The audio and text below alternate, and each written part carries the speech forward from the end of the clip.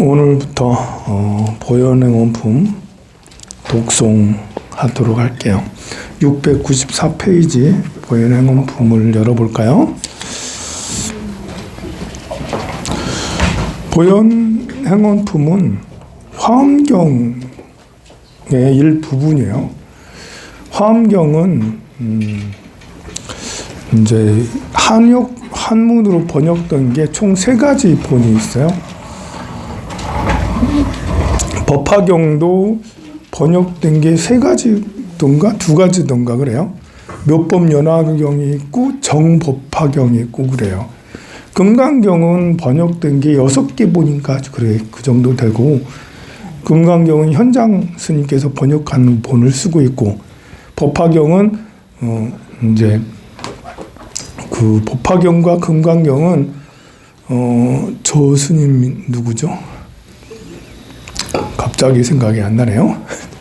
그 유명한 스님께서 번역한 스님, 그 무비 스님은 한글본이고 그 한문본으로 유명한 가장 번역 3장 법사로 가장 유명한 스님이 계신데 한 번씩 까먹어요 제가.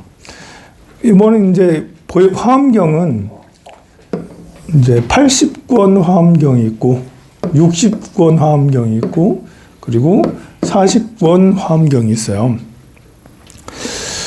80권 화엄경, 60권 화엄경 이렇게 2가지는 60권 화엄경이 먼저 번역한 걸로 알고 있고, 그 다음에 80권 화엄경이 번역했는데, 이 80권 화엄경, 60권 화엄경 중에 입법계품이 있어요. 입법계품을 더 열심히 번역을 한 것이 40권 화엄경이라고 그렇게 얘기를 하죠. 이게 이제 권수가 어느 정도 되냐면 80권은 진짜 양이 저렇게 두꺼운 게 80권이라는 게 아니고, 보통 이제 법화경은 7권이거든요. 법화경 기준을 삼으면 돼요. 7권. 이게 법화경 전부 다 하면 7권으로 이루어져 있어요. 그러면 법화경에 7권 정도 되는 게 한 권, 보통 한 권이 정도 되거든요. 법화경이 여기 어디 있는데 이 정도 두께, 이 정도 되는 두께 한 권이거든요. 우리가 한 400페이지 정도 되는 분량, 400~500페이지 정도 되는 분량에 7권이라고 생각하면 돼. 그러면 80권은 11배잖아요. 7 곱하기 11 해야지 77이잖아요. 더 많은 거예요. 그러니까 정말 한 400~500페이지 되는 것이 11권이나 돼야지 화엄경이 되는 거죠. 그런데 40권도 그러다 보니까 적은 게 아니에요. 이거는 이제 4832, 4832 맞나? 78이 56, 77이 49, 76, 76, 42. 요즘 내 산수도 못 해가지고 죄송합니다. 아니, 법화경이 한 6배 정도 되는 분량이 이 40권 화엄경이라 할 수 있는데, 이 40권 화엄경, 80권 화엄경은 39품으로 이루어져 있어요. 그리고 39품 80권이라고 그러죠. 그런데 40권 화엄경은 품이 하나예요. 모두 다 처음부터 끝까지 품이, 제가 대장경, 저 뒤에 대장경 있잖아요. 대장경을 이렇게 보면서 눈을 보고 또 보고 여러 번 봤거든요. 근데 40권 화엄경을 보는데 또 넘기고 계속 넘겨도 품은 하나야. 하나의 품이 40권이야. 그 품의 이름은 뭐냐? 보현행원품이에요. 입부사이 해탈경계, 대방강불 화엄경, 입부사이 해탈경계, 보현행원품이라고 단 한 품이에요. 그 중에 제일 마지막에 거를 따온 게 여기에 있는 이 보현행원품이에요. 그 보현행원품의 양은 실제로 더 많은데 그 중에 제일 마지막 부분을 따온 거예요. 우리가 이제 기도는 관음기도도 있고 지장기도도 있고 또 금강경기도도 있고 법화경기도도 있고 화엄경기도도 있는데, 이 법화경기도는 법화경을 독송하고 처음부터 끝까지 법화경을 사경하고 이러면 법화경기도를 하죠. 금강경기도도 마찬가지잖아. 금강경기도를 독송하고 금강경을 사경하고 이런 금강경기도죠. 관음기도는 여러분은 알다시피 다란이를 하거나 천수경을 하거나 그러면서 관세음보살 이러면 관음기도고, 지장기도는 지장보살 본원경을 독송하면서 지장보살을 하면 지장기도죠. 근데 화엄경기도는 뭐냐? 보통 사람들이 화엄경기도 하면 약찬계를 독송하는 것을 화엄경기도라고 생각하는 사람이 많아요. 근데 약찬계를 독송하는 것은 화엄경기도보다는 신중기도에 더 가깝지. 신중기도 할 때, 오늘 신중기도 하다가 좀 말았는데, 선생님 신중기도를 하려면 이제 제대로 좀 하지, 주문도 좀 다 외우지, 그리고 화엄성중 좀 하지, 그걸 줄여가지고 이렇게 반야신경만 툭 하고 그러면 신중기도가 되겠어요? 죄송합니다, 여러분. 여러분들의 기도의 열정을 알겠으나 기도보다도 더 중요한 게 지금 여러분들한테 지금 드리는 말씀이라서 이 말씀을 조금 더 길게 하려다 보니까 그걸 하면 12시가 넘을 것 같아. 그리고 또 오늘 저녁에도 또 기도를 해야 돼요. 오늘 저녁에 8시에 오라고요. 제가 여러분들한테 8시부터 11시까지 기도한다니까 스님 좀 쫓겨나요. 쫓겨나면 책임질 거예요? 아니 좀 더 일찍 하면 안 되냐고 자꾸 그러시는데, 네, 이제 우리가 보통 철야정진하면 9시부터 3시, 4시까지 철야정진 이렇게 하거든요. 철야정진 하려고 하다가 철야정진 자신 없어가지고 반철야를 하는 거거든요. 반철야. 그러기도 하고, 또 이제 절의 일정상 또 이렇게 우리가 1, 2, 3일이 요일이 관계가 없잖아요. 어떤 때는 일요일, 어떤 때는 월요일, 어떤 때는 토요일 막 이러잖아요. 근데 절에는 요일마다 걸리는 게 있어요. 우리 야간반 있지 않습니까? 화요일하고 목요일마다 야간반이 있어요. 그러면 야간반이 걸릴 때는 그럼 야간반 수업을 하지 말라는 건가요? 하지 말까요? 네. 야간반 8시까지 하고 8시부터 하면 돼요. 그렇게 불만이 많으시면 7시까지 오셔서 1시간 먼저 기도하세요. 1시간 먼저 기도하세요. 저는 8시에 들어와가지고 할 테니까 그게 집에 좀 이제 11시까지 한다 해도 11시까지는 잘 안 하게 될 거예요. 8시부터 11시 3시간 기도한다라는 게 쉬운 것 같아도 막 소리를 막 내서 하면 진짜 힘들거든요. 3시간까지는 안 하고 한 2시간 반 정도 할 테니까 용서해 주세요, 여러분들. 저 좀 이해해 주시고. 8시에 오셔서 저녁 먹고 좀 천천히 걸어서 이렇게 운동 삼아서 와가지고 8시부터 해가지고 11시까지 이렇게 하도록 그렇게 해요. 알았죠? 네. 또 이렇게 열심히 기도를 해보자고요. 올해 들어와서, 울산에 들어와서 새롭게 이제 다란이 기도를 추가를 했으니까 여기가 이제 황룡사가 울산 시내 중심에 있는 것처럼 기도의 중심 도량이 될 수 있도록 화엄기도는 화엄경기도랑 화엄기도는 약간 다른 게 있는데요. 신중기도. 이 신중기도가 이제 신중은 신장들 아닙니까? 신장님들. 신장은 백사위라고 그래요. 그러니까 여기 용도 들어가고 천도 들어가고 야차도 들어가고 그리고 이 많은 성중들 7성까지 다 산신이고 이제 다 들어갑니다. 여기에. 이 백사위 성중들 중에 이 화엄경에 옹호된 부분이 있어요. 화엄경에 보면 세주 묘원품에 보면 등장인물들 화엄경이 설해 지른데 모여진 그 여러 불보살과 함께 온 신중들이 있어요. 그 신중들이 39위가 돼요. 백사위라는 것은 모든 신중들을 총 망라해서 백사위인 거고, 화엄경에서는 이 백사위보다 약간 이제 그 규모가 적어서 39위, 39부류의 39명이 아니에요.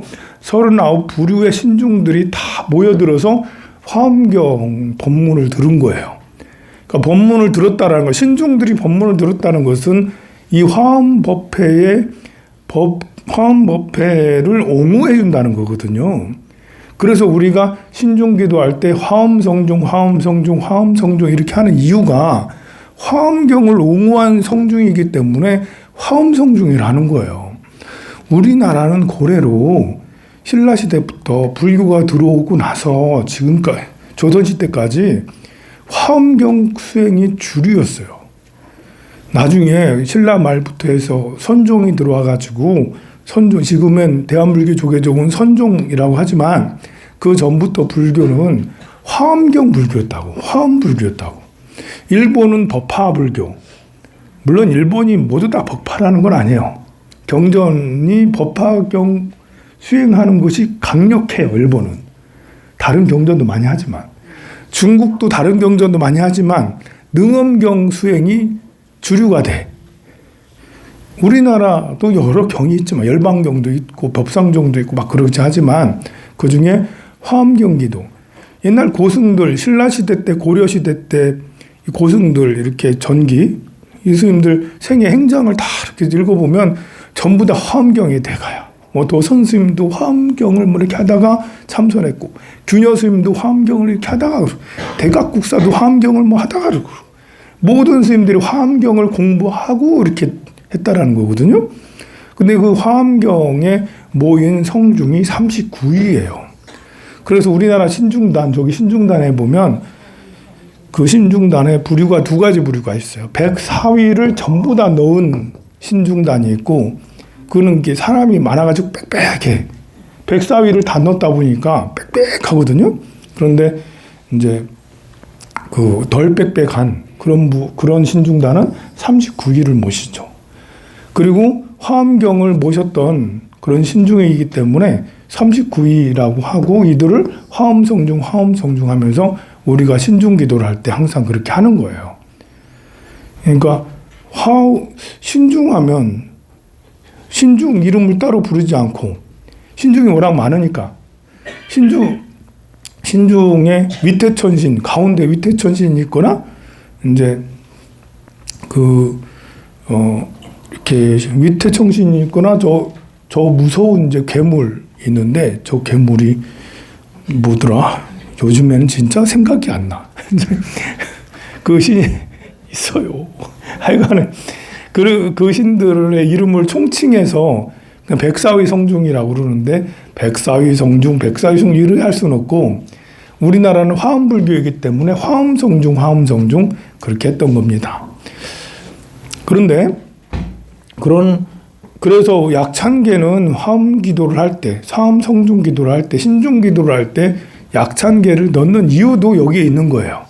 약찬계를 넣는 이유도 약찬계는 화엄경 설할 때 그 모여진 모든 신중 이름 다 있죠. 39, 39위가 다 들어있어요.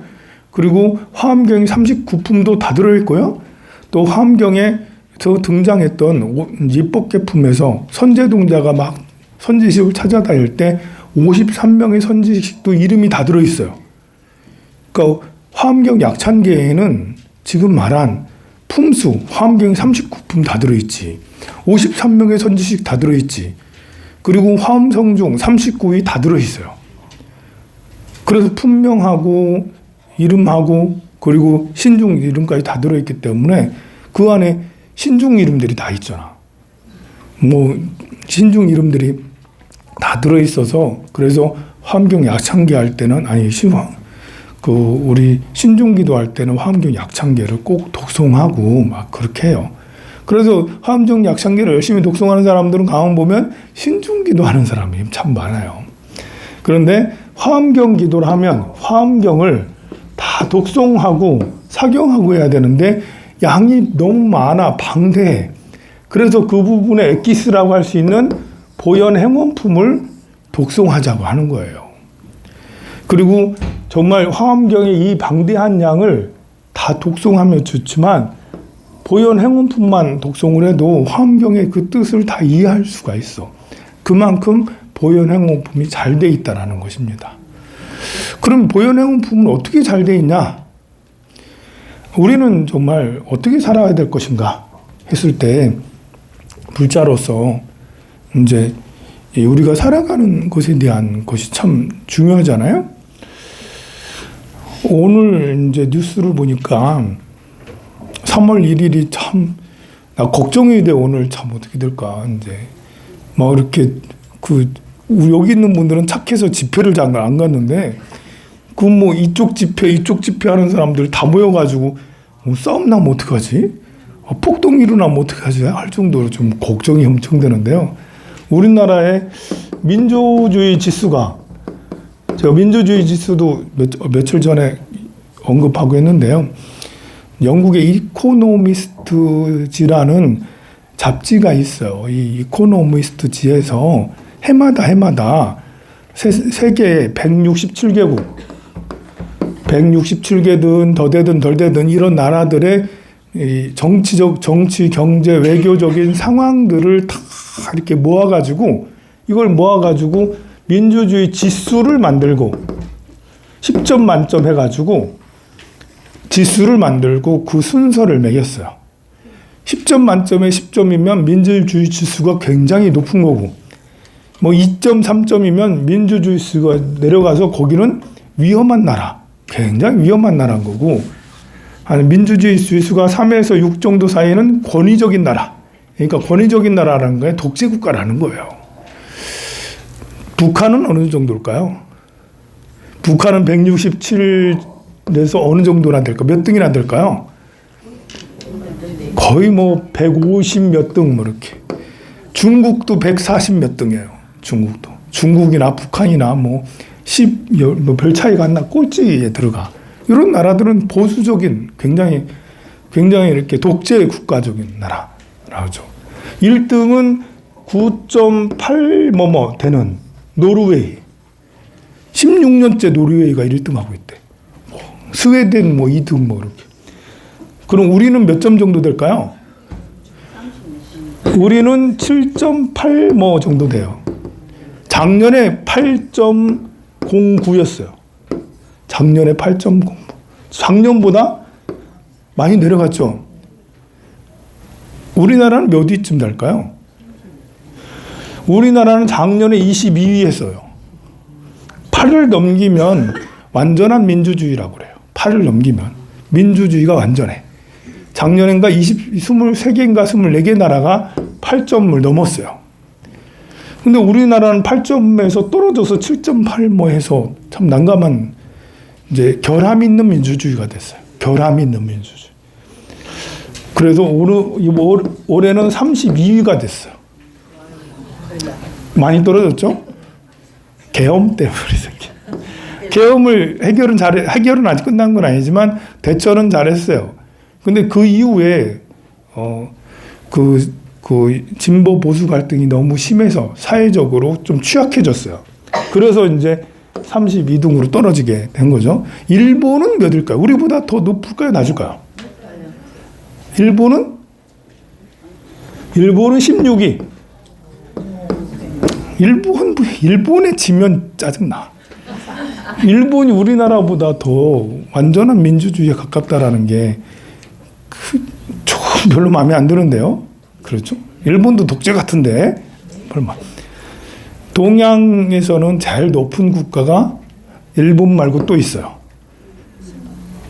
동양에서 동북아에서 제일 높은 국가 일본 말고 싱가포르는 아니에요. 싱가포르는 저 뒤에예요. 싱가포르가 의외로 독재 비슷하거든. 법치가 너무 세잖아요.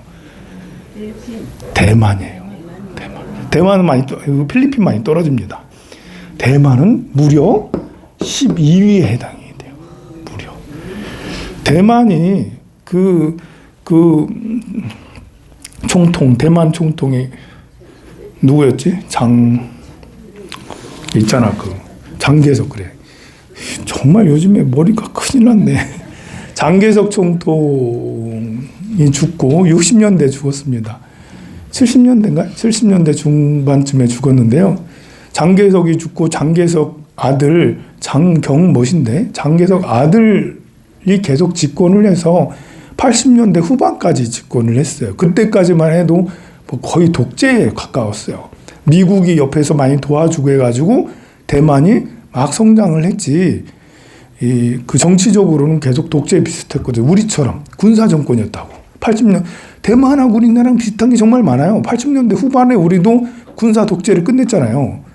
근데 그런 것처럼 이제 거기도 대만도 87년, 88년에 군사 독재를 끝나고 민주주의 체제가 여러 당이 생기면서 민주주의 체제가 이제 해서 지금처럼 성장을 했는데 무려 12위가 되고 우리는 10몇위 뭐 하다가 20 초반에 이렇게 하다가 지금은 32위가 되는 치욕을 겪었어요. 근데 이제 이 완전한 민주주의 국가에 들어가면 완전한 민주주의 국가가 아까 8.0까지잖아요. 이 나라에 사는 사람들이 한 6억 명 정도, 4억 명 정도, 4억 명 정도 돼요. 그래서 세계 6.6% 정도 차지하죠. 여기에 사는 사람들이 그렇게 안 많아. 세계의 95%의 사람들은, 94%, 93%의 사람들은 민주주의 국가에 살고 있지 않아요. 미국은 몇 등 정도 할까요?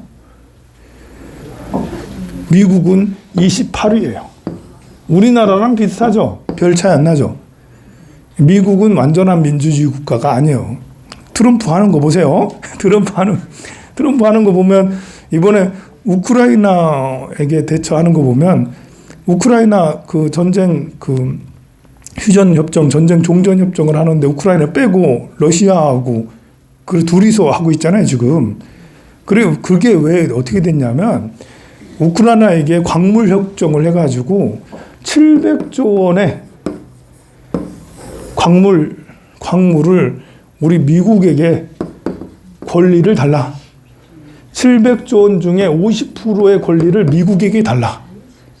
해서 지금 젤렌스키에게 요거 사인해라.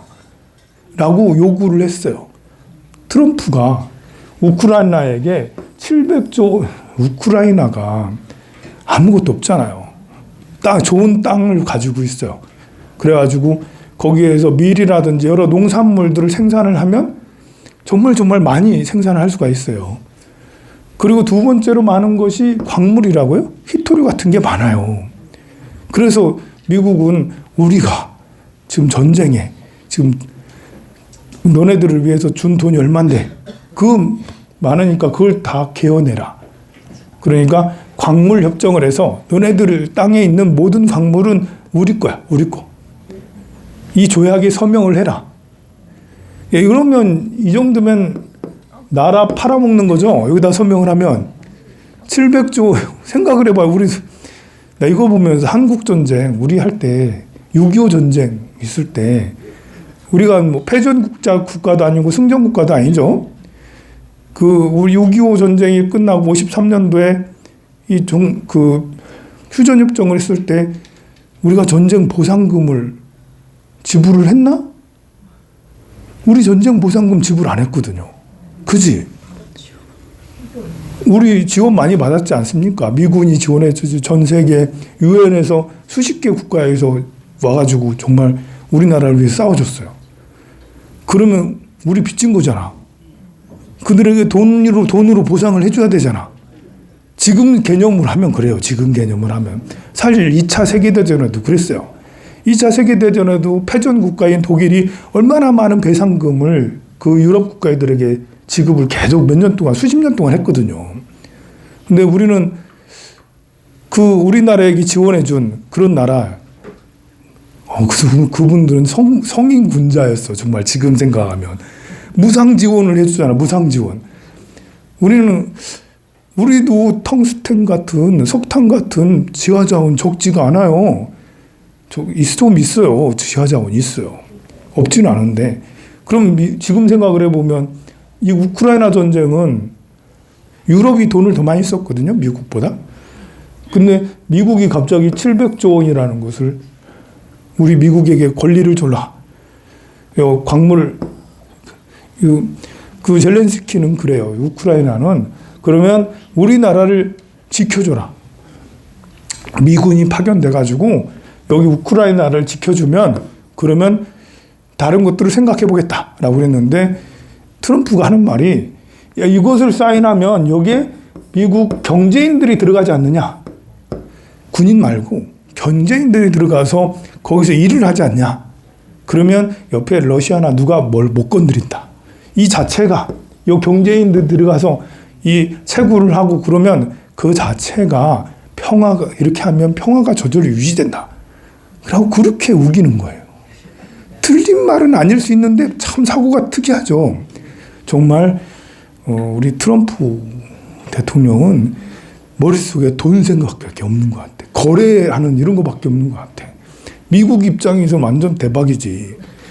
그 퍼주는 게 아니라 그 전부 다시 이번에 그 원조를 전부 다 팍팍 긁으면 1750억 달러 정도 됐다라고 그래요. 근데 이게 700조가 얼마냐면 5천억 달러거든요. 본인들은 1750억 달러. 좀 하면 1000억 달러라고 봐. 1000억 달러. 순수하게 현금이 들어간 게 1000억 달러라고 우크라이나에. 그런데 5천억 달러를 내놔라라고 하고 있는 게 미국이에요. 우리나라는 한국전쟁 때 한 푼도 뜯어가지 않았는데 오히려 한국전쟁 이후에 계속 우리를 지원해줬잖아. 우리는 계속 밀가루 받아먹고 뭐 더 받아먹었다고. 근데 지금은 너무 시기가 달라져서 트럼프는 700조 원을 달라고 하고 있어요. 이걸 젤렌스키가 거부했어요. 거부하자마자 어떻게 했냐면 푸틴 대통령을 사우디에 불러가지고 3자 회담을 한 거예요. 사우디는 중재자 역할을 하고 지금 그 푸틴하고 러시아하고 미국이 둘만 나누고 종전협정을 진행 중인 거죠. 그러면 그렇게 하고 나서 또 다른 여러 가지 이유를 막 얘기를 하면서 젤렌스키는 지금 여기에 대해서 굉장히 불만을 얘기했거든요. 불만을 얘기했어. 당연히 불만 얘기하죠. 우크라이나하고 미국하고 왜 니들이 하니? 전쟁은 우리가 했는데. 그렇게 하면서 트럼프에 대해서 막 뭐라고 그랬어. 비판을 좀 했어요. 그렇게 하고 나니까 이제 갑자기 일론 머스크가 나타나가지고 우리 주군께서 트럼프하고 정말 가깝잖아요. 주군께서 주군을 저렇게까지 비판하다니 너네들 통신 끊겠다라고. 이제 스타링크 있잖아요. 러시아가 지금 저렇게 그 드론 공격도 하고 뭐 하고 해서 전쟁에 밀리지 않은 것은 일론 머스크의 스타링크 하는 통신의 역할이 굉장히 컸거든요. 갑자기 그걸 끊겠다라고 그래. 왜 트럼프를 비판하냐? 그러면서. 그것도 끊겠다. 우리 뭐 이제 전쟁 지원금 이제 안 하겠다. 이렇게 하니까 일론 머스크가 아니라 젤렌스키가 700조 여기에 사인을 지금 해줄까 말까 고민하고 있다잖아. 야, 이거 사인하고 나면 어떻게 되는 거예요? 큰일입니다. 전 세계는 이만큼이나 위험해져 있어요. 러시아는 러시아대로 자기 나름대로 큰 그림을 그리고 있고, 지금 러시아 쪽에는 모스크바에는 샴페인이 터진다고 하고 있죠. 저렇게 이제 그 트럼프하고 협정을 저렇게 맺으면서 엄청 저렇게 맺어지고 나면 러시아는 전쟁을 한 게 아니라 그냥 소규모 분쟁을 했다라는 이런 식으로 돼버릴 거거든요. 그런 등등해라고 이런 얘기를 하는 이유는 뭐냐면 우리는 위험한 세계에 살고 있어요. 그리고 우리나라도 지금 위험한 상태에 치닫고 있어요. 우리가 이런 때 무엇을 해야 되겠습니까? 이런 때 바로 기도를 해야 된다고요. 기도를. 우리가 뭐 할 수 있는 게 별로 없잖아요. 여기에서 이렇게 이런 거라도 얘기를 하면서 기도를 통해서 우리의 마인드를 튼튼하게 만드는 것이 가장 좋다.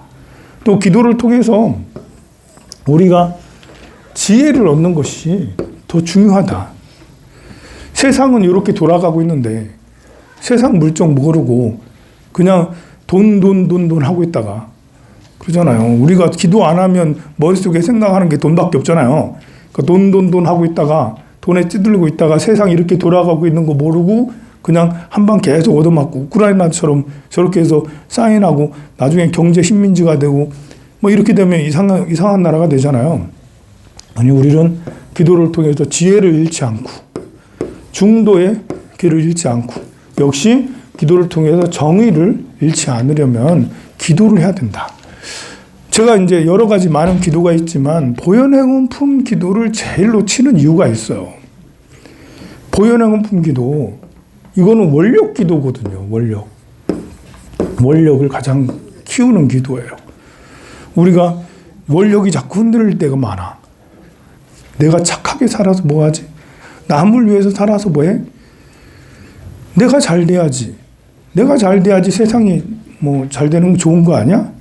근데 보현한 원력 기도는 그게 아니죠. 남이 잘 돼야 돼. 다른 사람이 행복해야 돼.